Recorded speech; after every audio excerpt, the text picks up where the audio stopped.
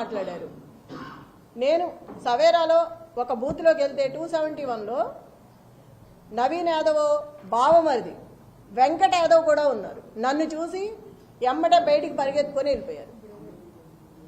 అంటే ఎప్పటి నుంచి 30 మంది నేను ఎటు వెళ్తే అటు నాకు కాపలా పెట్టారు. 2-3 ఎటు వెళ్ళినా ఒక 100 మంది దాకా నా వెనకమాల వస్తున్నారు. ఎటు వెళ్ళినా అంటే ఒక మహిళను ఇట్లా హింసిస్తారా? అంటే ఒక మహిళను తిరగనివరా? ఒక మహిళ ఇట్లా ఉండకూడదా? ఇంత అరాచకమా? ఇంత అన్యాయంగా చేస్తారా? బోరిబండలో కొట్టారు, టేబుల్ అయినవలేదు, కుర్చీలు ఇసిరేశారు. రౌడీ షీటర్ వచ్చాడు బయటికి. ఒక రౌడీ షీటర్ని ఆంబోతులా వదిలేసి మీదకి రచ్చ చేసి వాడిని వెనక తీయకోకుండా కార్యకర్తలు ఏంటిది అని అడిగితే ఎఫ్ఐఆర్ బుక్ చేసి లోపల పడేస్తాను నోరెత్తితే అని అంటున్నారు పోలీసులు. నేను అక్కడికి ఎంటర్ అయ్యి వెళ్ళంగానే 20 మంది పోలీసులు వెళ్ళిపోయారు ఎక్కడాళ్ళు అక్కడ. ఒక మహిళ వచ్చినప్పుడు ఉండాలా అండగా? వెళ్ళిపోతారు ఏటాళ్ళు అటు పారిపోయి. ఇంత దొంగల్లాగా ఎందుకు చెప్పండి?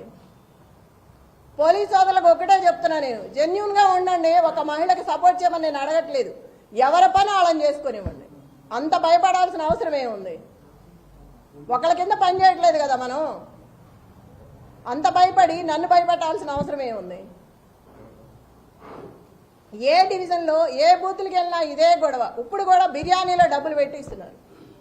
అంత కర్మ ఏం పట్టింది? అంత ఓడిపోతామని అంత భయం ఎందుకు వేసింది? ప్రజల్ని మభ్యపెట్టి భయపెట్టి ఇళ్లలోంచి బయటికి రానివట్లా. ప్రజలకు ఒకటే విజ్ఞప్తి చేసుకుంటున్నా, నేను ఎవ్వరూ కూడా భయపడుకోకుండా బయటకు వచ్చి ఇంకా 4 గంటల టైం ఉంది. దయచేసి ఓటు వినియోగించుకొని ఓటు వేసి మీరు రౌడీజాన్ని అరికట్టి రేపు ఇలాంటివి లేకుండా ఉండాలంటే ప్రతి ఒక్కళ్ళు బయటకు వచ్చి ఓటు వేయాలి. ఇంతకుముందు